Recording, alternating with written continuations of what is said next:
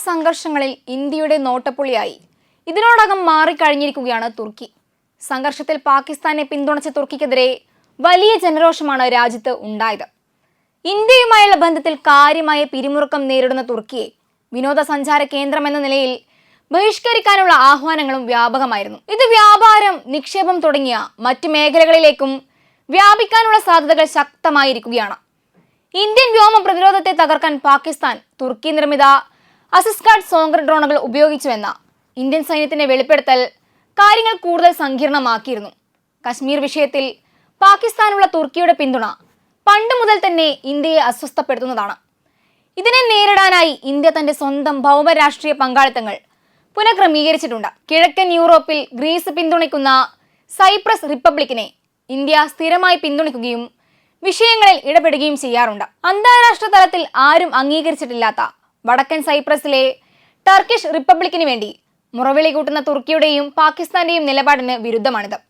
സൈപ്രസിൽ ഇന്ത്യയുടേതെന്ന പോലെ കശ്മീർ വിഷയത്തിൽ ഇന്ത്യയുടെ നിലപാടിന് ഗ്രീസ് തിരിച്ചും പിന്തുണ നൽകിയിട്ടുണ്ട്. അടുത്തിടെ ഇന്ത്യ ഭൗമരാഷ്ട്രീയ ഭൂപടത്തിൽ നടത്തിയ പുനഃക്രമീകരണങ്ങൾ തുർക്കിയെയും പാകിസ്ഥാനെയും ഇന്ത്യയുമായി അകന്നു നിൽക്കാൻ പ്രേരിപ്പിക്കുന്ന ഘടകമാണ്. ഇന്ത്യയുമായും ഇന്തോ പാക് മേഖലയുമായും സഹകരണം വർദ്ധിപ്പിക്കാനായി നടത്തുന്ന ശ്രമങ്ങളുടെ ഭാഗമായി അമേരിക്കയും പാകിസ്ഥാനിൽ നിന്ന് അകന്നു കഴിയുകയാണ്. അമേരിക്കയുടെ ഔദ്യോഗിക ഇന്തോ പാക് സ്ട്രാറ്റജിയുടെ പട്ടികയിൽ പാകിസ്ഥാൻ ഒരിക്കൽ പോലും വിഷയമായിട്ടില്ല. എന്നാൽ ഇന്ത്യ ചുരുങ്ങിയത് 5 തവണ പ്രധാന വിഷയമായി വരികയും ചെയ്തുവെന്നതും ശ്രദ്ധേയമാണ്. ഏഷ്യയ്ക്കും യൂറോപ്പിനും ഇടയിലുള്ള പാലമായി സ്വയം കണക്കാക്കുന്ന തുർക്കിയെ ഒഴിവാക്കിക്കൊണ്ടാണ് നിർദ്ദിഷ്ട ഇന്ത്യ മധ്യപൂർവ്വദേശം യൂറോപ്പ് സാമ്പത്തിക ഇടനാഴിയും കടന്നു പോകുന്നത്.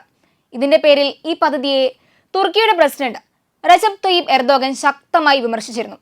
മാത്രമല്ല, ഏഷ്യ യൂറോപ്പ് പാത പൂർത്തീകരിക്കാനുള്ള സ്വന്തം പദ്ധതി തുർക്കി മുന്നോട്ട് വയ്ക്കുകയും ചെയ്തു. ഇറാഖ് ഡെവലപ്മെന്റ് റോഡ് എന്നാണ് ഇത് അറിയപ്പെടുന്നത്. ഇന്ത്യക്കെതിരെ നിലകൊള്ളുന്ന പാകിസ്ഥാന്റെ ശക്തമായ സഖ്യകക്ഷിയാണ് തുർക്കിയെങ്കിലും 2023 ഫെബ്രുവരിയിൽ തെക്കൻ തുർക്കിയിലുണ്ടായ ഭൂകമ്പത്തെ തുടർന്ന് ഇന്ത്യ സഹാനുഭൂതിയുടെ മികച്ച ഉദാഹരണം പ്രകടമാക്കിയിരുന്നു. തിരച്ചിൽ, രക്ഷാപ്രവർത്തനങ്ങളിൽ തുർക്കി സർക്കാരിനെ സഹായിക്കുന്നതിനായി ഇന്ത്യ ഓപ്പറേഷൻ ദോസ്ത് എന്ന പേരിൽ ദൗത്യം നടപ്പാക്കിയിരുന്നു. ഭൂകമ്പ ബാധിത പ്രദേശങ്ങളിൽ ആദ്യമെത്തിയ രാജ്യങ്ങളിൽ ഒന്നായിരുന്നു ഇന്ത്യ. എങ്കിലും തുർക്കിക്ക് ഇന്ത്യയോടുള്ള കാഴ്ചപ്പാടിൽ അത് കാര്യമായി പ്രതിഫലിച്ചിട്ടില്ലെന്ന് വ്യക്തമാണ്. ഇന്ത്യയിൽ നിന്ന് തുർക്കിയിലേക്ക് പ്രധാനമായും കയറ്റുമതി ചെയ്യുന്നത് എഞ്ചിനീയറിംഗ് ഉൽപ്പന്നങ്ങളാണ്. 2025 സാമ്പത്തിക വർഷം $284 കോടി ഉൽപ്പന്നങ്ങളാണ് തുർക്കിയിൽ നിന്ന് ഇന്ത്യയിലെത്തിയത്. പുതിയ സാഹചര്യത്തിൽ ഇന്ത്യ തുർക്കി വ്യാപാര ബന്ധത്തിൽ കാര്യമായ വിള്ളലുകൾ ഉണ്ടാകുമെന്നാണ് കരുതുന്നത്. മാർബിൾ, ആപ്പിൾ, സ്വർണം, പച്ചക്കറികൾ, സിമന്റ്, നാരങ്ങ, മിനറൽ ഓയിൽ എന്നിവയാണ് തുർക്കിയിൽ നിന്ന് ഇന്ത്യ ഇറക്കുമതി ചെയ്യുന്ന പ്രധാന ഉൽപ്പന്നങ്ങൾ. തുർക്കിയിൽ നിന്ന് ഇന്ത്യയിലേക്കുള്ള ആപ്പിൾ ഇറക്കുമതി 2023-24 റെക്കോർഡ് നിലവാരത്തിൽ എത്തിയിരുന്നു. ഏകദേശം 1,60,000 ടൺ ആപ്പിളാണ് ഈ കാലയളവിൽ ഇറക്കുമതി ചെയ്തത്. തുർക്കിയിൽ നിന്നുള്ള ആപ്പിൾ ഇറക്കുമതി നിർത്തണമെന്നാവശ്യപ്പെട്ട് ഇന്ത്യയിലെ ആപ്പിൾ കർഷകർ കൃഷിമന്ത്രി ശിവരാജ് സിംഗ് ചൗഹാനെയും വാണിജ്യമന്ത്രി പീയൂഷ് ഗോയലിനെയും സമീപിക്കാൻ ഒരുങ്ങുന്നതായും റിപ്പോർട്ടുകളുണ്ട്. ഇന്ത്യ പാകിസ്ഥാൻ വെടിനിർത്തൽ പ്രാബല്യത്തിൽ വന്നതിനു ശേഷവും പ്രഖ്യാപനം കഴിഞ്ഞ് ഏതാനും മണിക്കൂറുകൾക്കുള്ളിൽ പാകിസ്ഥാൻ ഉഭയകക്ഷി ധാരണ ലംഘിക്കുകയും തുർക്കി നിർമ്മിത ഡ്രോണുകൾ ഉപയോഗിച്ചതായും റിപ്പോർട്ടുകൾ വന്നിരുന്നു. കാര്യങ്ങൾ ഈ നിലയ്ക്ക് കൈവിട്ടു പോയാൽ തുർക്കിയുടെ ആയുധങ്ങളെ പ്രതിരോധിക്കാൻ പോന്ന ശക്തമായ ആയുധങ്ങൾ ഇന്ത്യയുടെ പക്കലുണ്ടെന്നാണ് സൈനിക വിദഗ്ധർ വിലയിരുത്തുന്നത്. ആ നിരയിൽ ഏറ്റവും മുന്നിലുള്ളതാണ് 5000 കിലോമീറ്ററിലധികം ദൂരപരിധിയുള്ളതും മണിക്കൂറിൽ 29,400 കിലോമീറ്റർ വേഗതയിൽ സഞ്ചരിക്കാൻ കഴിവുള്ളതുമായ മാരകമായ അഗ്നി 5 ഇന്റർ കോണ്ടിനെന്റൽ ബാലിസ്റ്റിക് മിസൈൽ.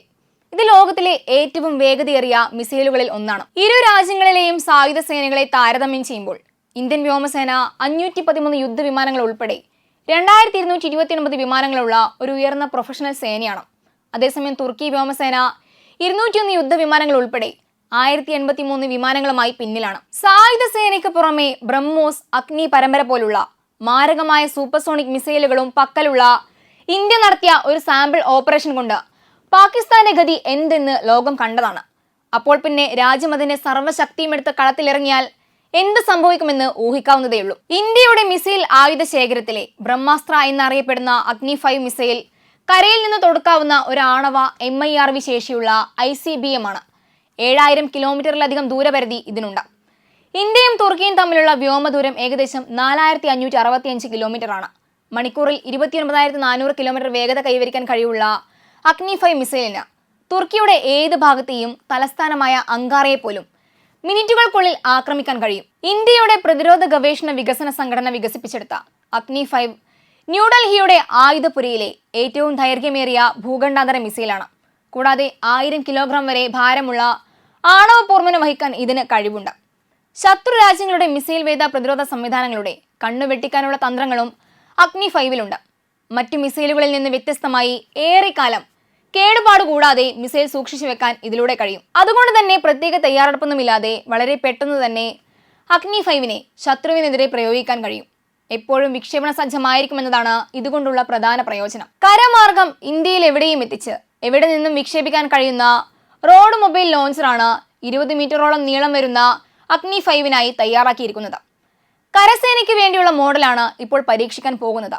അഗ്നി 5-നെ കുറിച്ച് ഇതുവരെ പുറത്തു വന്നിട്ടുള്ള വിവരങ്ങളുടെ അടിസ്ഥാനത്തിൽ തന്നെ ഈ മിസൈൽ തങ്ങളുടെ വടക്കുകിഴക്കേ അറ്റത്തുള്ള ചെറിയ പട്ടണങ്ങൾക്ക് പോലും ഭീഷണിയാണെന്ന് ചൈനീസ് മാധ്യമങ്ങൾ പോലും റിപ്പോർട്ട് ചെയ്തിരുന്നു.